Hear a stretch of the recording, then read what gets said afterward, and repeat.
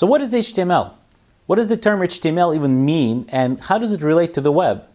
In a minute, we'll talk about the big picture of three technologies that drive the web: HTML, CSS, and JavaScript. But where does HTML fit?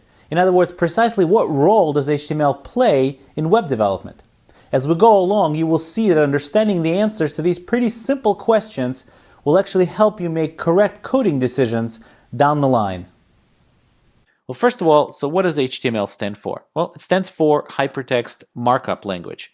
So let's go over each one of these words and find out what exactly they mean. So first of all, hypertext. Well, hypertext is text which contains links to other texts. And that's basically the entire web, right? One document points to another document or points to a bunch of other documents, and it grows on and on. Sometimes they link back to the original document, and it becomes one gigantic web.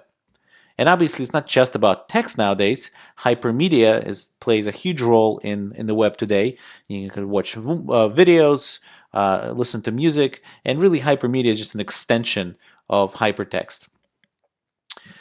The next term is markup. So markup means to mark something up, to annotate. So for example, it's really all about content. On the web, it's all about content. So if you have some content, for example, if you have a document you're writing called Why I Love This Course, which is, I'm sure, going to be the title of your next blog post, that's the content. And you want to annotate the content to tell the browser or to tell some other machine out there, some other program out there, what this content is. And that's what HTML does. So HTML goes and surrounds and wraps that content in some markup language like tags. So you could see here, Why I Love This Course is wrapped around with a title tag, which kind of tells us and some other software out there that this is the title of this document. Which brings me to the first big point. HTML is human readable.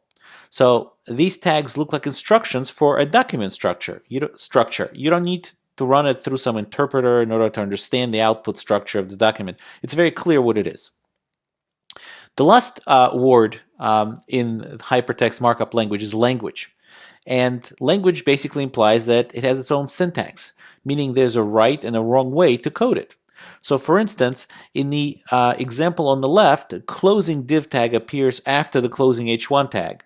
So its closing order is switched, which causes parsing and potentially rendering errors. So HTML is language. You could actually code it up in a way such that it's wrong and something will break. HTML also has its own semantics, which means tag names can mean something either to machines or to humans. Okay, so let's talk about the three technologies that drive the web. Each one has its own distinctive purpose, and all three of them fit very nicely together. Let's start with HTML. HTML provides the structure, which means what components does the HTML document have. For example, it can have one heading, two paragraphs, and a footer. Note that that does not tell you anything about how these components are visually laid out or what they look like, what color they are, what font size they are. It only tells you what are the components. Like in a house, if you have 3 rooms and a kitchen, you don't really know what color the kitchen is, what color the walls of the kitchen are, and the only thing you know is what components make up the house. The color and style is the role of CSS. So colors, layouts, font sizes, in other words, any stylistic types of things. So for example, if we have a heading in our HTML document, it will tell us what color, what font size it is. So that's the job of CSS. And the third, JavaScript, its job is to provide behavior, provide functionality. It adds functionality to the page. So for example, what happens when an HTML document finishes loading into the browser? Or what happens if I click on one of the headings? That's the job of JavaScript, to provide that behavior. Let's take a look at a quick example of these concepts in action. Okay, so the example that we're going to take a look at is located in the examples lecture 01 folder. And the file we're going to look at is called structure-only-before.html. And it's a simple HTML file. There's nothing but some HTML and the dummy text data here, dummy text. And it's got a title, it's got the heading here, a couple of paragraphs, and this has a footer where in the footer we have the tech support email address for the poor soul who is going to try to contact this technical support. Joking, obviously. Okay, so basically nothing more than this, just HTML and some dummy text. And we're also going to take a look at structure-only-after.html, where it's the exact same HTML document, but we inserted some styles into it and some behavior as well. So we made for example, the heading, we made it green, and we center aligned it. The second paragraph has some margin applied to it.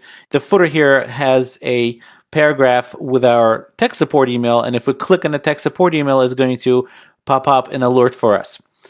Okay, so let's take a look at both of these documents in the browser.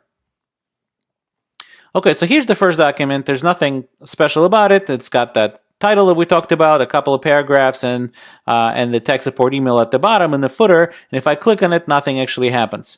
But if we look at document number 2, we see that HTML is structure only heading is now green, and it's much bigger title. And we see that the position of it is moved to the center. And we also see that the second paragraph is in the center, and it's much bigger font compared to before. And if we click on the email address that we talked about, we see an alert gets popped up with a message emailing us is useless, which sounds just about right for most people's experiences with tech support. So the thing to notice here is that the difference between the two HTML documents are the styles and the behavior applied, but the structure of both HTML documents is exactly the same. So in summary, we spoke about HTML and the fact that its job is to annotate content and define document structure. And obviously, as any language, it has a right and wrong syntax, which you'll have to learn in order to code it. And the 3 core web technologies, HTML, CSS, and JavaScript, work very well together because each one of them has its own distinct and precise role, and they kind of don't really step on each other. They work very nicely together. Next, we'll talk about a bit of a relevant history of the HTML standard, and I do mean relevant.